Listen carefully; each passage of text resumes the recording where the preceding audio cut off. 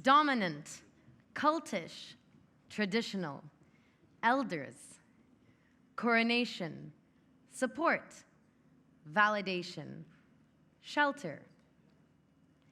Whatever it is you think of what watch fairs do, and whoever it is you think award ceremonies cater to, these are the doors that brands once beat up against, tried getting words in edgewise, dressed to impress, and distributors, press, sellers, clients with a clue, fought as hard for priority, a better angle or view.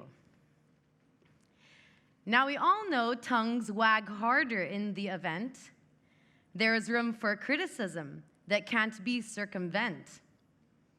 Tendencies to grumble in the shadow of the man, authorities policing since watch buying began.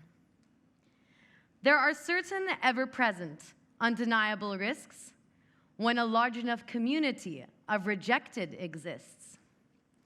Coupled with circumstantial, opportune means to rip apart the system from buttons to seams.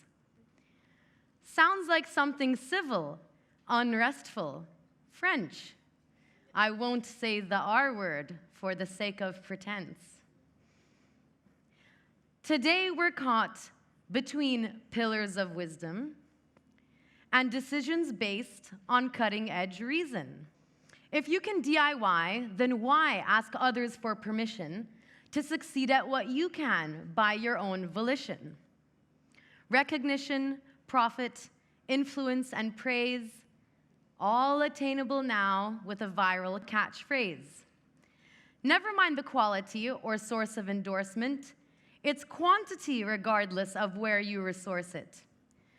But is that really the case? Is it all about bottom line? Do we not care about preserving institutions of time? Of course we care, followed by as long as. Margins are kept, both of costs and cash. And even then, we'd only hear that from the nostalgic prone, maintaining respect for time's hippodrome. Regardless, let us try not make a grave mistake, assuming old school mentality cannot subjugate. Because there's a reason the apple falls not very far. Or at first sign of trouble, matchmaker gets first call. If you grew by association, you'll die by it too. Hence, growing attitudes of red, white, or blue. So let's ask some of the elders of the watch realm. How is the view from an abandoned ship's helm? Thank you. Well, thank you, Dom, for getting us off to such a positive start. You will quickly find out that you'll want me to speak as little as possible, so I would like to start with asking our distinguished panel to introduce themselves, starting with our host. Hind Siddiqui, Director General of Dubai Watch Week. Thank you. Raymond Loreton, I'm the chairman of the GPHE. I'm a former diplomat, and it can be useful in this world. Carlos Alonso, founder of the CR and publisher of Tiempo de Relojes magazine. Michel Orismelikov, Managing Director Basel World. I'm not a diplomat, I'm just a lawyer. It's all right, me too. Now, one thing in my ever-increasingly long lifetime, the world has changed a lot. We started with mainframe computers. Computers got smaller until they're now on our phones. Large airports got larger and larger. It was hub and spoke. Now we have point-to-point planes. Everything seems to be getting closer and closer to the end consumer, including now the trend seems to have been large watch fairs seem to be getting smaller, smaller watch fairs seem to be getting bigger. That's not universal, but as the man probably in the hot seat now, for Baselworld, what do you think went wrong with Baselworld, and what are you going to do to fix it? I was afraid that you will ask this question. My God, you all probably know better what went wrong in the last years. I mean, we can talk about arrogance, yes. We can talk about pricing, yes, of course. I think probably at that time, 10 years before, the industry was just in an uplift and everything went perfectly well, and we built a new venue and everything became bigger and more luxury. And at that time, I mean, this was 5-8 years before, everything was fine. And we saw in the last year how it changed dramatically and nothing happened. I mean, years before you could define a strategy and live with this strategy during 5 to 10 years. And today we know, and we all see it, everything is changing very fast. So maybe you can define a strategy for 1 or 2 years, that's it. So I started last year, and I had something like 800 meetings with clients, with buyers, with journalists, with a lot of people. And I learned quite a lot because I'm new in this industry, and now we are transforming Baselworld. And it takes, of course, 1 to 2, maybe 3 years to present a new Baselworld. It's very exciting. Okay. And I was at the press conference this morning when the GPHG announced some revolutionary changes. Yes, because for that's me, any changes are revolutionary in Switzerland generally. not all of them.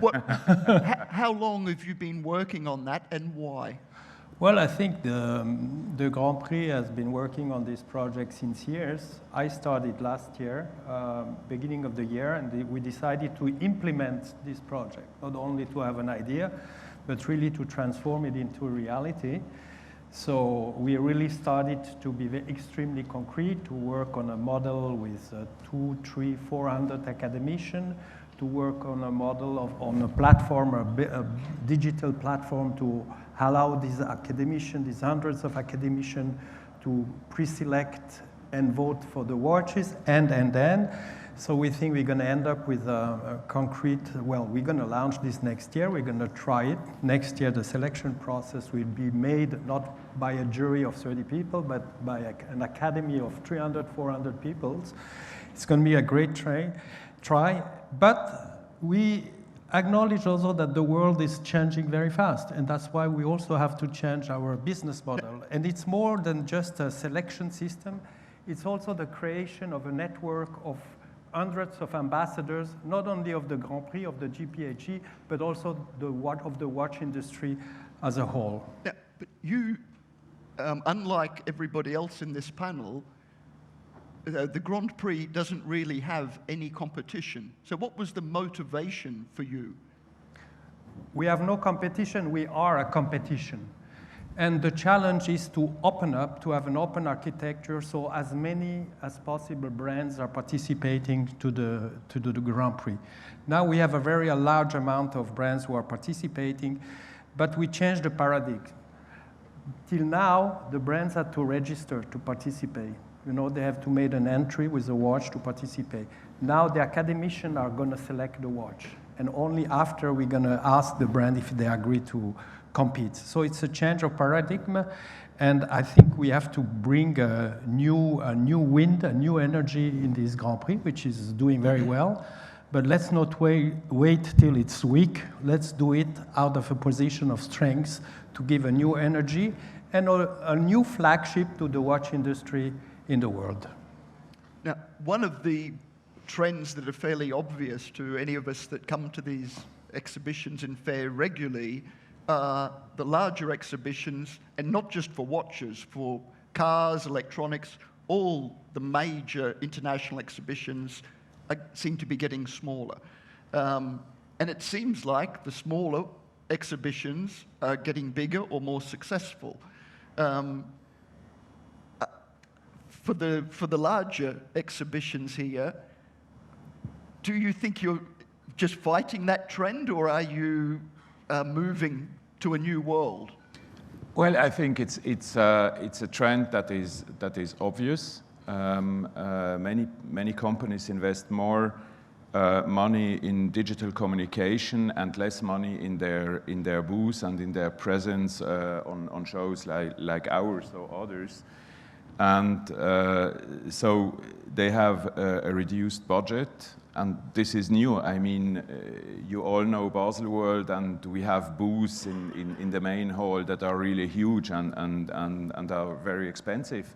And as these companies want to invest less money in these huge booths, logically, they ask us to think about smaller booths. And I think this trend is very positive. Why? Because I really prefer to have smaller booths and more money into the content, more money into hospitality, more money in this kind of platforms, because this is what our visitors, not only the exhibitors, but also the collectors, the retailers, the buyers, they want more content. So I'll just stop you there because I'll stop Ask you me there. to answer short. Because if we look at, as we are in Dubai, I've been coming since the first one. Each year it gets bigger and bigger. I speak to many people that have been to the SAR, very happy. However, I also used to be very happy at Salon QP in London, at Belmont in Paris. Both of those have disappeared. So it's not a given that a medium-sized fair in a great location works. So I would like to know from both Hind and Carlos, what do you think is working for you? What have you done right that Salon QP or Belmont didn't? I never had the chance to visit any of these exhibitions. However, one of the main success of Dubai Watch Week is the fact that everyone is in good spirits. I mean, you can feel everyone is smiling, everyone is enjoying. No one is here to sell anything. Everyone is here to network, to talk, to meet with friends. Really, it's like a mini reunion, so we all are happy to see each other. It's always tricky, and we always think, what are we going to do next to remain relevant? So it's very important for us to remain relevant. That is why it's important when we end the exhibition, we talk to the participants, we talk to the speakers on the panel, we even speak to the visitors who came and ask them, you know, what did you see missing? What would you like to see next time?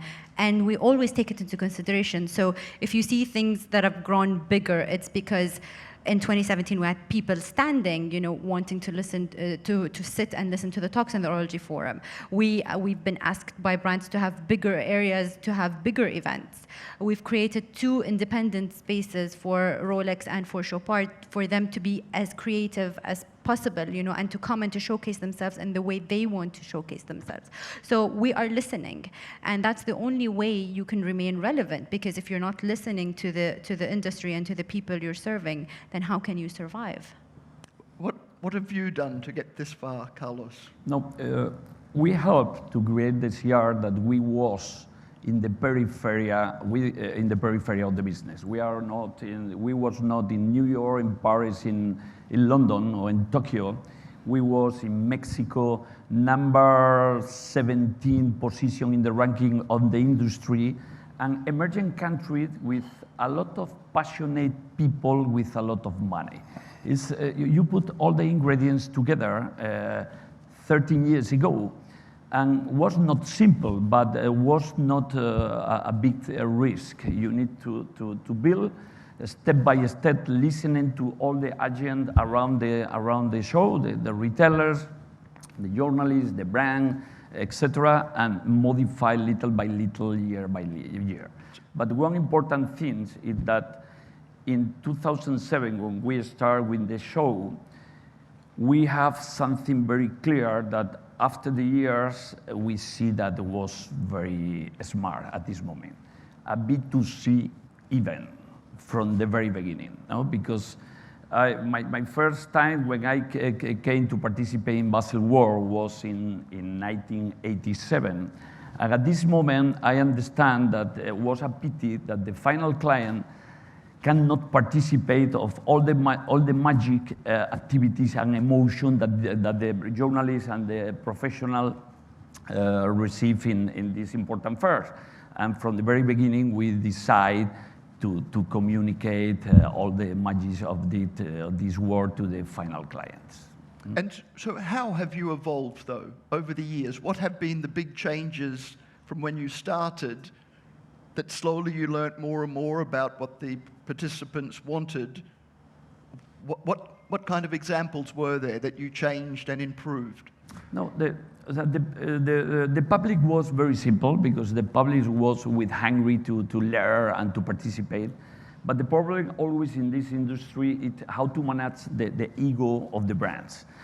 Because the brand is important, who is in front, how many square meter had my competitor. This is the real problem. You have to have second left hand to management everything year after year, but the problem is to manage the brands. Well, It's the same for you, I suppose. It's Would the you same agree for or us. disagree? Well, I agree partially. I mean, we all know that we have very well-developed egos in this industry, and there are a few that are always in the media, and everybody is talking about this person. And then you have also total different communication strategy of big brands we all know here inside. You will never see an interview of the owner or of the top management, and it works as well. I mean, so we just have to handle it, so I perfectly understand your concern. Would it be fair to say we are comparing apples and oranges a little bit when we talk about Baselworld and the SCHH and medium fairs, because the clientele or the customers, the visitors that are going, are quite different. Even for the GPHG, they're professionals. But for Baselworld, it's professionals. The smaller fairs can cater for watch aficionados like us. But you can't have 50,000 or 100,000 people all playing watchmakers or practicing. Well, I think it's in Basel.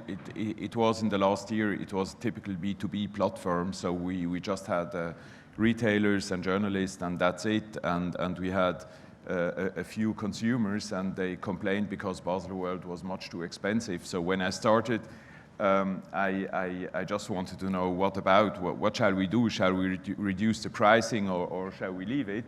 And so I asked a few brands, and they told me, my God, don't reduce the price. You should maybe improve, make it more expensive.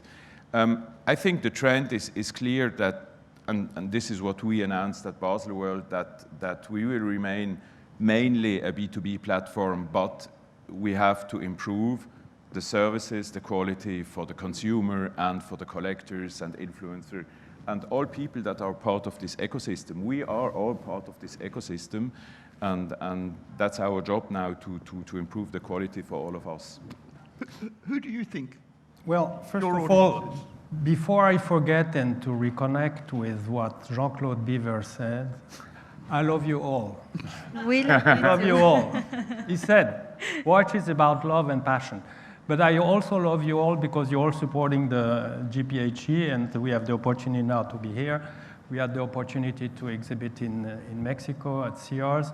Next year, we'll have a collaboration with Baselworld on the occasion of our 20th anniversary. We're going to make a special exhibition with the Aiguille d'Or, the 20 Aiguille d'Or or 19 Aiguille d'Or we won in the past, and we will be present at the Baselworld. So we need each other. Yes. I think that everybody has to rethink his business model. And I look at Switzerland, for example.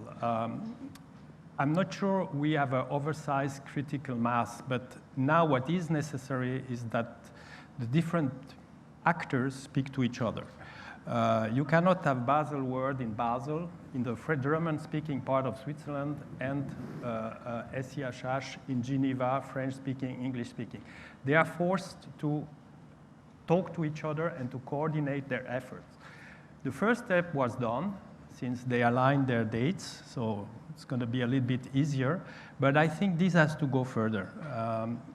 If I read the business model or the plans of both of you, you have the ambition to be more present abroad, but just try not to be present at the same place at a different time, because you're going to multiply the platforms. So I think this coordination between the different platforms, especially also in Switzerland, is important. The second thing is B2B, B2C. You will always have to be partially B2B. But B2C also, and that's what you are going to do, but what is SIHH doing. They're going to do actually 2 events. The one at Palexpo with the B2B, the classical event, still open for public, but at a higher price. And an event called In the City. It's going to be the Watch Week Geneva, so-called Geneva Watch Week. We already have one Watch Week in Geneva. It's the Grand Prix Watch Week, because we have an exhibition, we have other events, and we have the award ceremony. Now we're going to have a second one, which is going to give the opportunity to reconnect also with the Geneva public and all the foreigners. And I will stop you there. So these are models who really have to be transformed, but the different professional actors, they have to talk to each other and have to coordinate. I love the size, the format I saw in CR and I see here, because it has a great human dimension. Because when you go to such an exhibition, it's not only to see watches, it's to have an experience, a vast experience, including a human experience. And this kind of size is absolutely adapted to the human experience. Can I just have a show of hands here? How many in the audience would consider themselves as collectors, or just not professionals in the industry, but just people that like watches in general? What kind of percentage here? I'm guessing could be around 50%. Yeah. Which, for most fairs, what kind of percentage do you think it will be in Mexico for your visitors? Is it for... No, more of the visitors that we receive every year is almost 4,000 people. More of them are passionate, not collector, more of them, but people with the capacity, economical capacity and curiosity enough to be clients of future clients. This is, I don't know, but maybe 80% or more. One of the things that, for anybody that missed Jean-Claude Biver's talk before this one of the points he mentioned was he likes Dubai Watch Week, and it's quite relaxed because one of the things is they're not selling watches here. That always makes it more relaxed when you don't have salesmen around.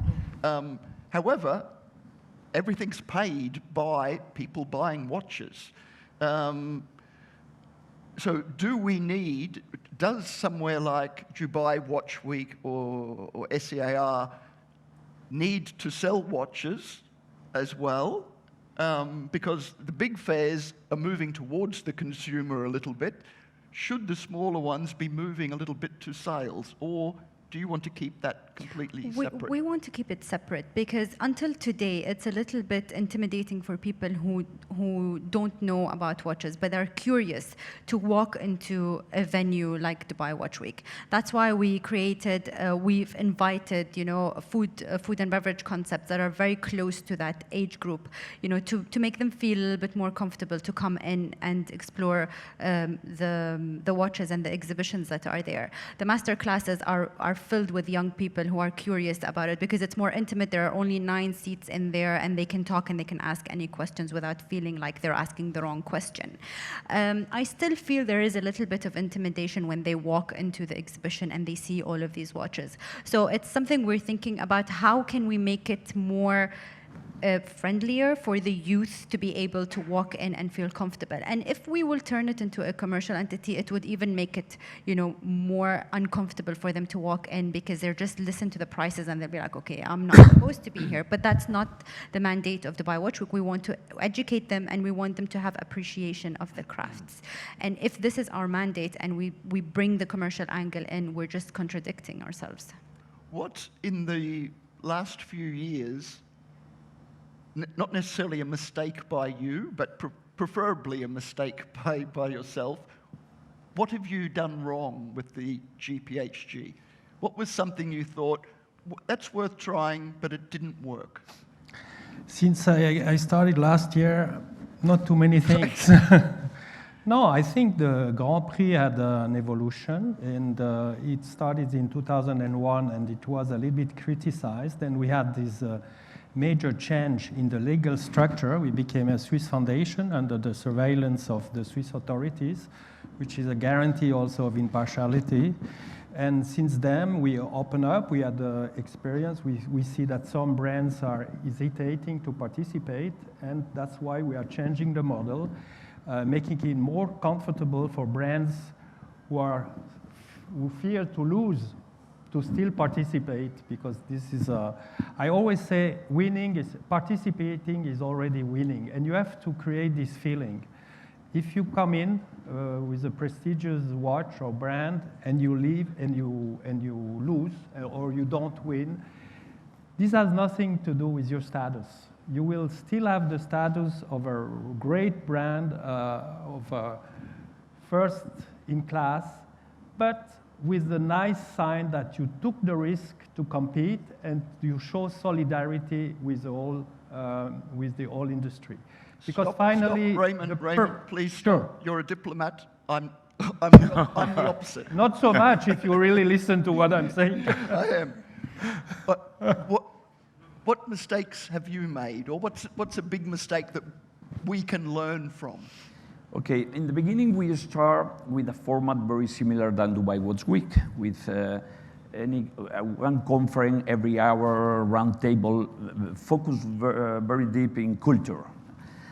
After 6-7 years, the brand start to tell us that a show that is only happened during 3 days.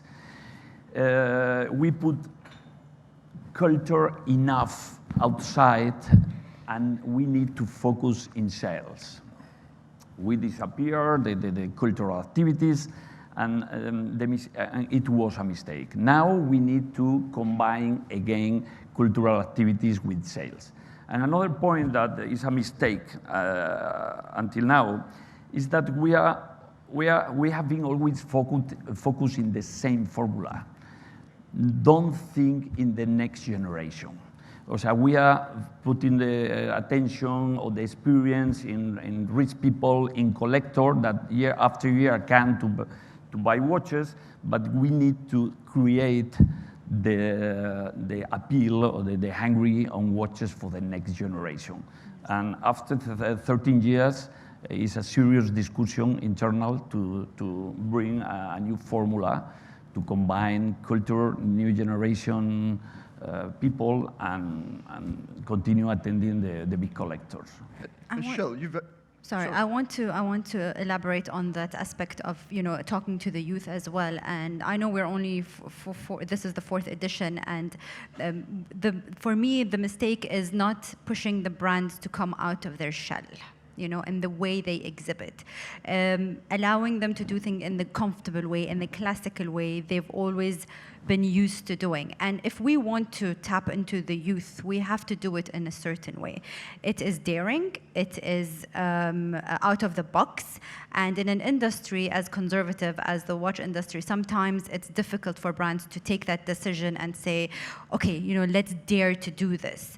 But there are other brands in the fashion industry who are doing that, and they've always been classical and they've always been, high-end. Why can they do it and the watch industry can do it? Actually, for me, the watch industry is way cooler, because of the mechanics, because of the way things are done, because of the time it takes to create watches. So why remain in that box and not break it and come out and show people what you do in a different way? And we have the ideas. It's just convincing them. For me, that is my only regret. Is like, oh, I let them do it again, And I think with the next edition, we will be more persuasive and try to. They trust us now. It's going to be easier. In the first 2 Dubai Watch Weeks, what did you think would work but didn't? That you decided we won't continue? Attracting the public, the general public who know nothing about watches, was extremely difficult. I mean, people used to still think that, if they're going to come in and they're going to be bombarded by salespeople trying to sell them watches. And we thought, no, we're going to do the workshops and the master classes, and they will understand. But it didn't work.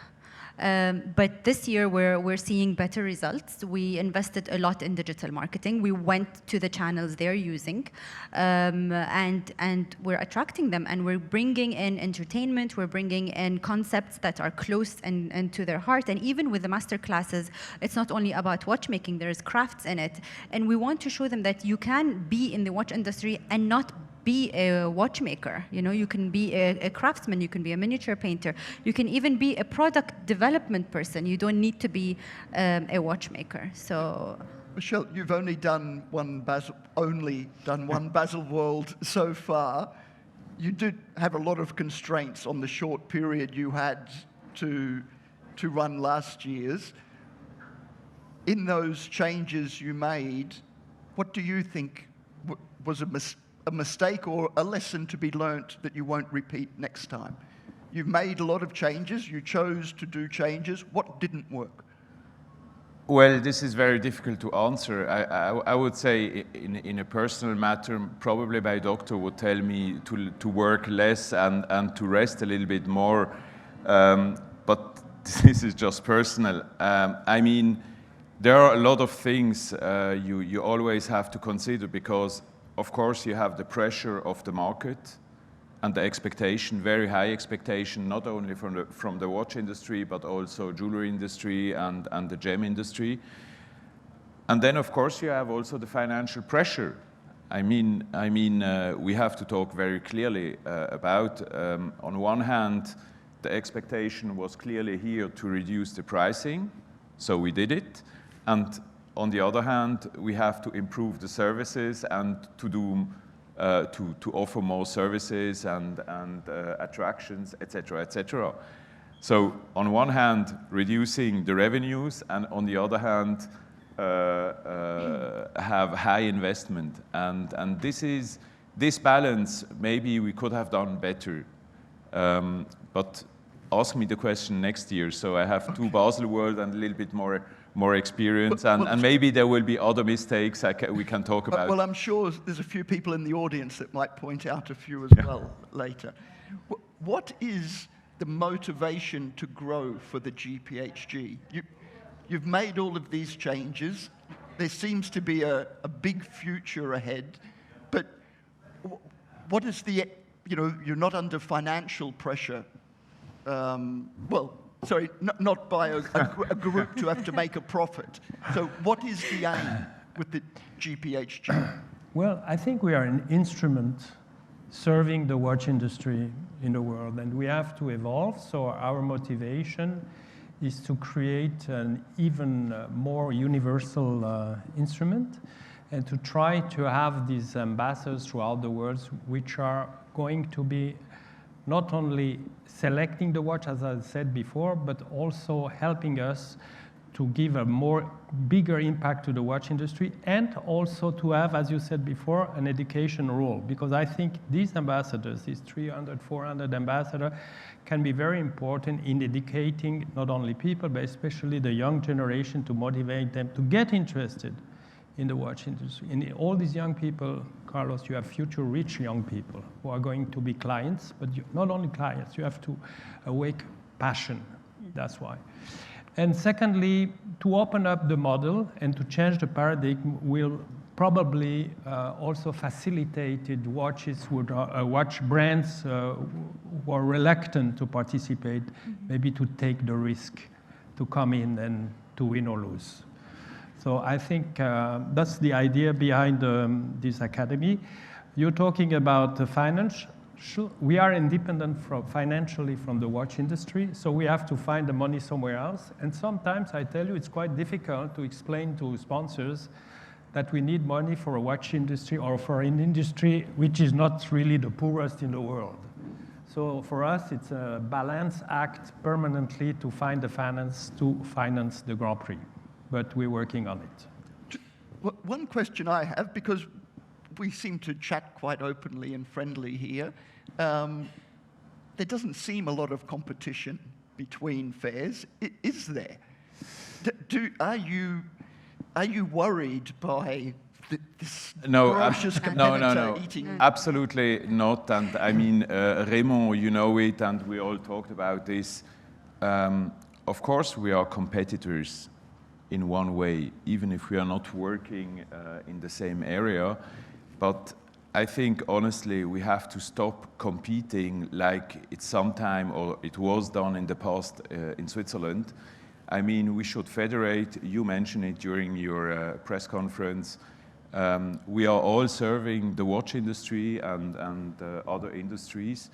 And I mean, it's good for us if you are doing well, or if you are doing well, it's good for us, and vice versa, it's the same. So we should all be conscious that we serve an industry, and each of us serves it with his event, and so we should maybe talk more to each other, and maybe also coordinate and see how we could serve this industry much better.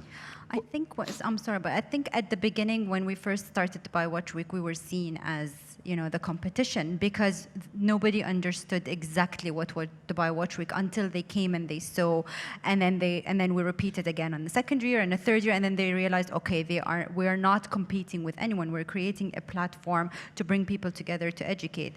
We are not an elder, just like how Dom, you know, described us. We are really very young, and we depended a lot at the beginning on the elders, such as FHH Foundation, such as GPHG, to help us build this platform, because we need the elders in order to magnify their messages, magnify, you know, what's happening in the industry. So we don't want to be seen as competition. And I think in unity comes strength.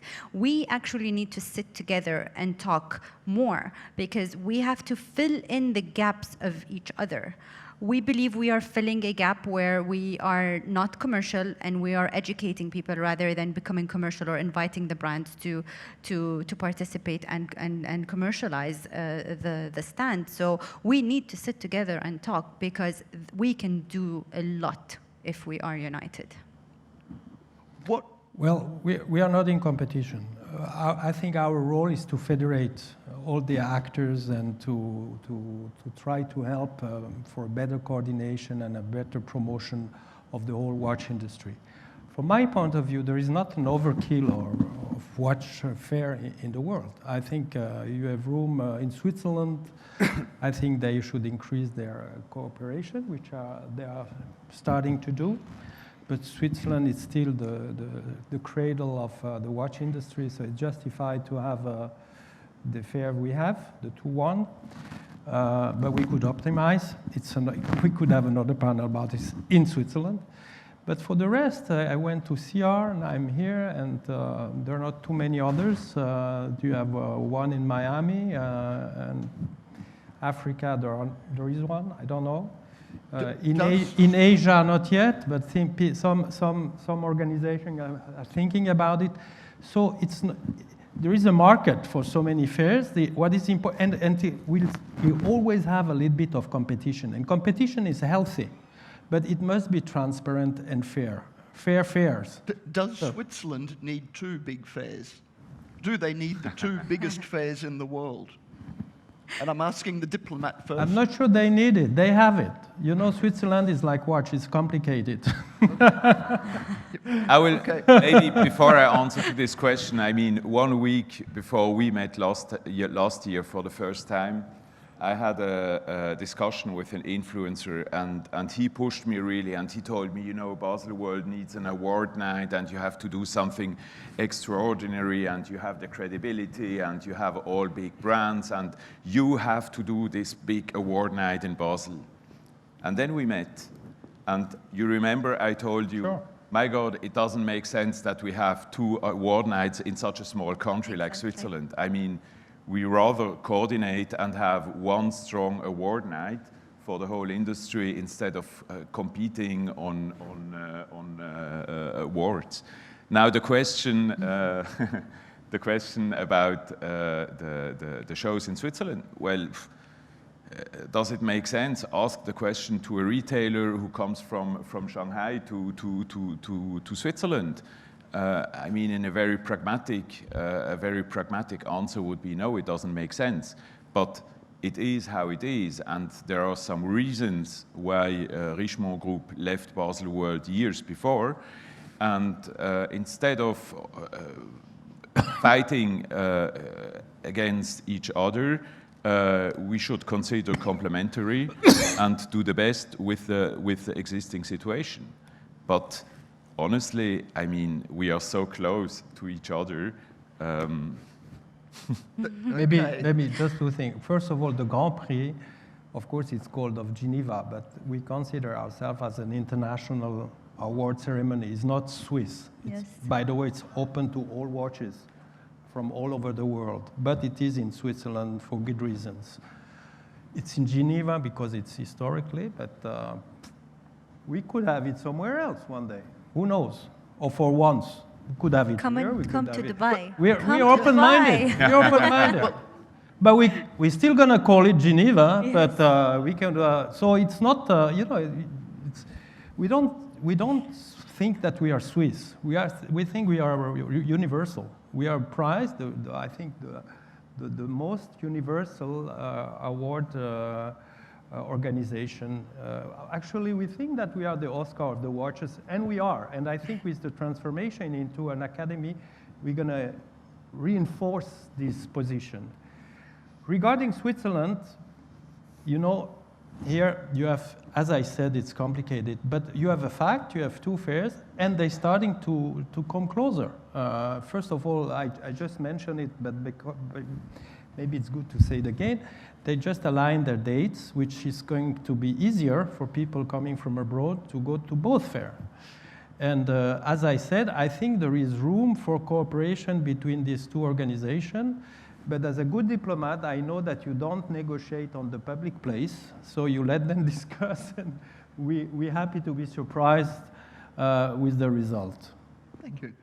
If you could unlimited, well, not unlimited budget, but if you had the budget to replicate or make something different, but a regional watch fair similar to the SAR Dubai Watch Week or any concept you would like, you've got three places in the world. Where would they be and why? CR doesn't travel well outside of Mexico. We tried to export to Spain in between 2014, 15, and 16, because I am Spanish, I know the system in Spain, the retailer, the journalists, etc. But we was not successful, because the mentality of the retailer was very conservative compared with Mexico, you know. When I listen opinion like, okay, the CR in Madrid is the mafia of the brands to trying to pick up the final clients to sell directly from the boutiques. I say, come on, guys. I received requests to export in Miami, to export in Brazil, but I don't take the decision because it's a big risk. We create a microsystem. Yes. A real community with all the ingredients supporting in the same way, but I am not sure that it's possible to export to another place. What about, in your spare time, three mini-me Basel Worlds dotted around the world? Where would they be? Well, let me maybe first improve Basel World in Basel, because I mean to think about pop-up events. I talked about during the closing press conference in March. Yes, of course, we are thinking about, but let me first improve Basel in Basel, because otherwise it doesn't make sense to talk about the Basel World in Miami or somewhere else on this planet without Basel World in Basel. So let me first do this, yes. Okay. I mean, I wouldn't take Dubai Watch Week out of it, because I agree with Carlos. It won't work if we take it out. But it can be any concept. If we want to see shows happening in 3 countries around the world, I'll go where there's creativity and where there's youth and where there's life. And for me, that's in Japan, Los Angeles, and Paris. They need something to happen in these 3 countries, in my belief. Why didn't Paris work then?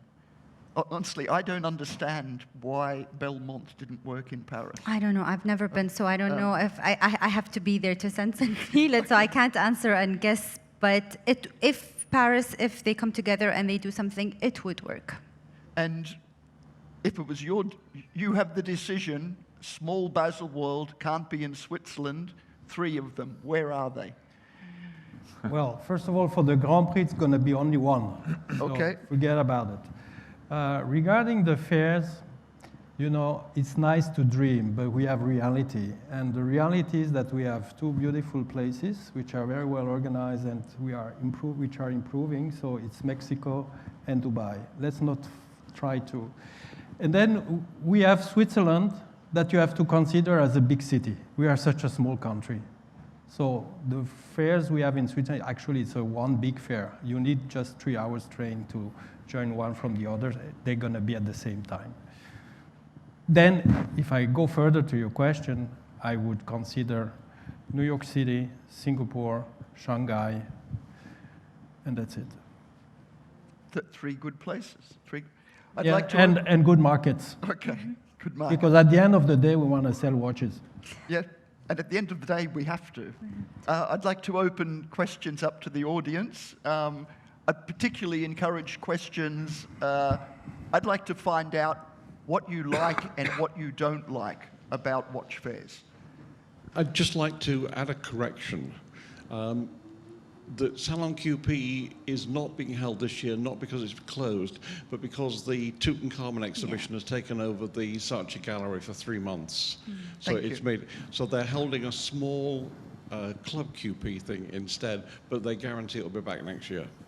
Okay. I have a question for Hind, actually, which is that the Dubai Watch Week is very much a global fair tailored to a local market. But the biggest market in our region is Saudi Arabia. So could you imagine ever moving Dubai Watch Week to become a regional fair rather than a global fair to places like Saudi Arabia? I think the Saudis would like to come to Dubai, so we will target them and invite them to come to Dubai and enjoy it. It's something, my uncle always says, you're king at home, you know? So there are things that we can do here because we have the government support, because we match in some areas of the city's vision. So we can do much more over here, and then we will target them and we'll invite them to, and they love Dubai, they would come. My question is for all of you, but probably maybe a little bit more for Hind. The word culture was brought up a couple of times, and I find that the watch industry is very good at talking to itself, and that's the same in terms of the market and the clients. And I agree with you, it's a real shame because actually it's a fascinating industry, but I feel like it doesn't get that it needs to position itself within the broader culture so that people understand that it's relevant, particularly the new generation, unlike art or fashion, who do that very, very well. Yes. And there's a lot of potential actually for the watch industry to be just as strong, if not more so. So my question for you is, what thoughts had you had in terms of positioning watchmaking through what you do in terms of a broader cultural narrative? I think if we merge with arts, we will be able to do a lot. And it's difficult to convince the brands today to go in that direction. And to be very honest, they need younger people in their team to be able to see that. And they need to trust the young people. If you look at the team that I have, and I'm very proud of, they're all young, mostly girls, but I have 3 amazing guys as well. But you know, they are very young, they're very passionate, and they want things fast. So the brands need personalities like that. But you can't have them and not give them or allow them to employ their ideas and to allow them to explore their ideas. I mean, so many ideas come to me and I go like, I'm not sure. Okay, but you know what? Let's try it. Because if they want it, they know what they want, and we need to listen to them. So it's important that these brands employ young people into the industry and allow them to do things. They need to take risks. And without that, it will always remain classic. A question addressed to Hind. The format has been, Dubai Watch Week has evolved in terms of also having a horology forum outside Dubai. Yes. what is your idea concerning the future?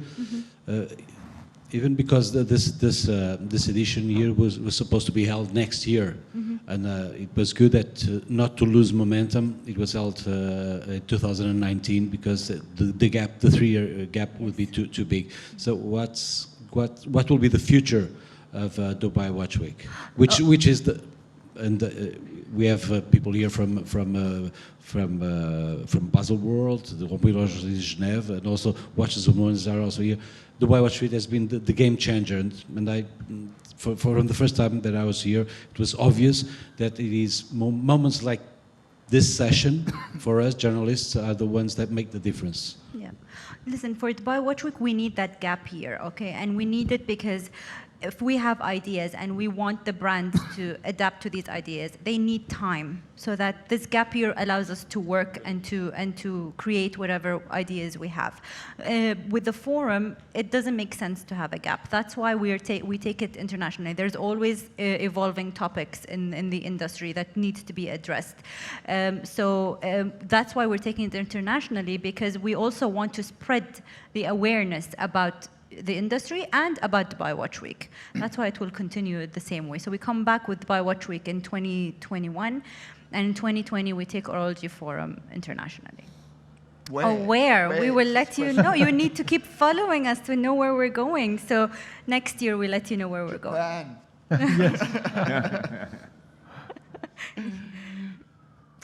Okay. Any more questions? Yes. I just wanted to say that the future of watchmaking is also lying into bringing, as Mr. Beaver said before, bringing the experience to the clients. So bringing the experience to the Dubai public is great, and we are partnering with the Dubai Watch Week since the beginning, and we really think we need more of these good qualitative educational salons in many other places in the world, because it's key to educate the customer, because a better educated customer is actually a better customer over time, and we need to get the youth to get into mechanical watches. It's key because we are all aging, you, me, all old clients. We need to rejuvenate and renew the clientele, and so we certainly need more qualitative salon in the future. Thank you. That's it. Well, So that was not a question, but My question's for Michelle.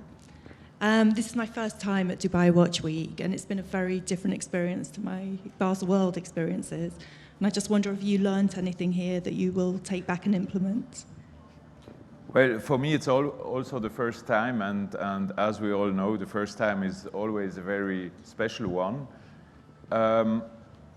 And maybe it's, and maybe I also have to mention it's this first one is probably also so special because of the hospitality of the Seddiqi family. We have to say it once again, but I think we all agree on that. And this is probably also part of the success, and Mr. Beaver, we couldn't say it better as he did it a few minutes before on the same stage. Now, what do I take with me for Basel World?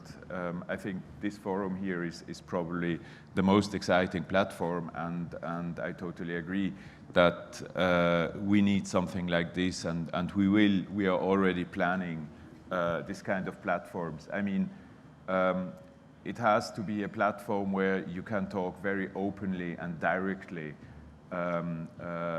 to opinion leaders. There are a lot of subjects that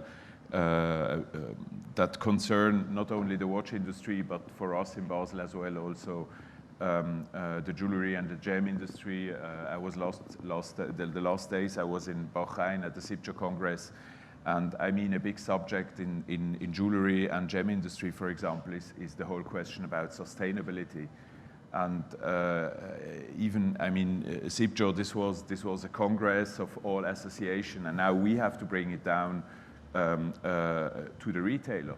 We have to bring down subjects like synthetic gemstones and the real one. I mean, this is a really hot potato.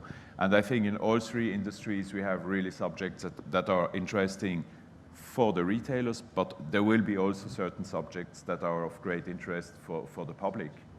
So I can just, I mean, I will copy you. You forgive me, please. Don't copy me. I'll come and I'll run it for you.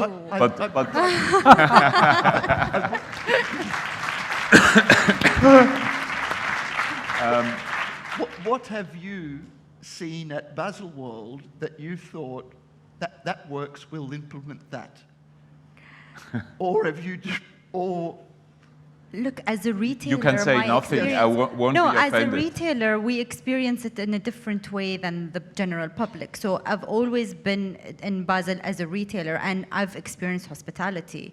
I've experienced all of that. So it's one thing we learned actually from the brands when we go to Baselworld. That's why it was very important as well for us to reciprocate the same. So I know that maybe the journalists or the general public haven't had the chance to go there yet. Maybe they haven't experienced that. So, but we have always experienced hospitality at Baselworld. is there anything you're learning? I mean, this is quite Yes, a of different No, what environment. what I observe is there are two things.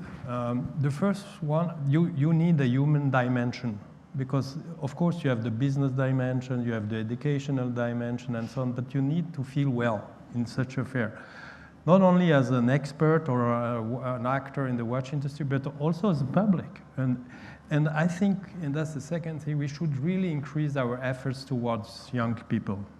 So, including the Grand Prix, you asked me what did we do wrong and so on. I think we underestimated our educational role because we have the opportunity to be, we are neutral, we are non-for-profit, we have no hidden agenda. So we're the perfect platform also to somehow communicate this passion for watches, for the best watches, and beyond the best watches of the year, the watches at all. And I think that's one aspect we should explore a little bit more, and I hope in this new architecture we presented today, we will be able to come with some concrete projects in this sense. And what you said is very important. We have to work with young people, yes. Because we all less young. And the question is, how do you want to associate these people in this kind of reflection? Do you want to involve them in the organization? Do you want to make a separate competition? We have to be creative. They're dangerous, so you have to be ready. Yes, I know. You know. Well, I mean, my God, is that me? If we talk about young people, of course we have to. I mean, for the biggest brands, it's a big concern how to attract and to attract younger people.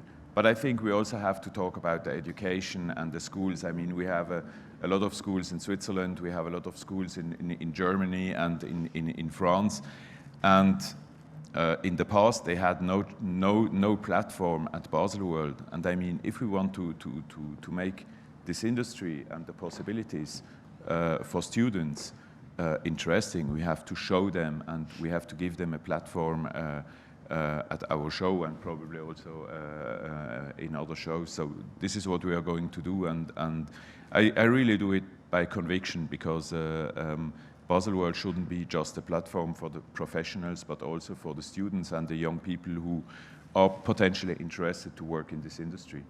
I think we might have another question.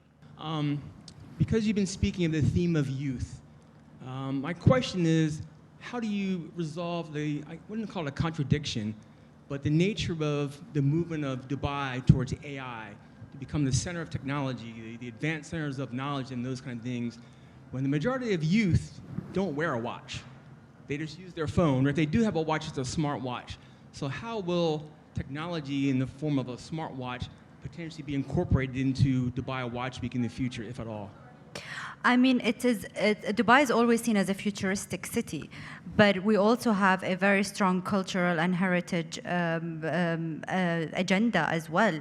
So, and our patron is the Dubai Culture and Arts Authority. So our mandate is not to force the youth to wear watches. We want them to appreciate it as an art, as a craft. So you'll see the youth in art fairs. It doesn't mean they're going to go and buy a Picasso, but that appreciation is there. And for us, if we tick that box and they start to appreciate, when it's time for them, to wear their father's watches or their mother's watches, they will appreciate it even more rather than, just discard of this you know, like what Beaver said, you know, someone's heart and soul that went into creating this. Maybe the watch industry will remain the only industry that is doing mechanical things, you know, because everything is going digital and electrical. But it is still something that is worth appreciation.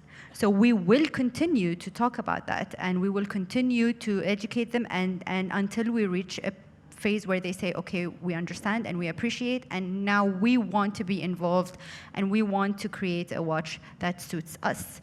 So that's our mandate. Well, I think education is the first step towards love and then to passion. Because if you want to sell watches to young people, don't talk about timekeeping, because they don't need it. Or education. But, no, but, sorry?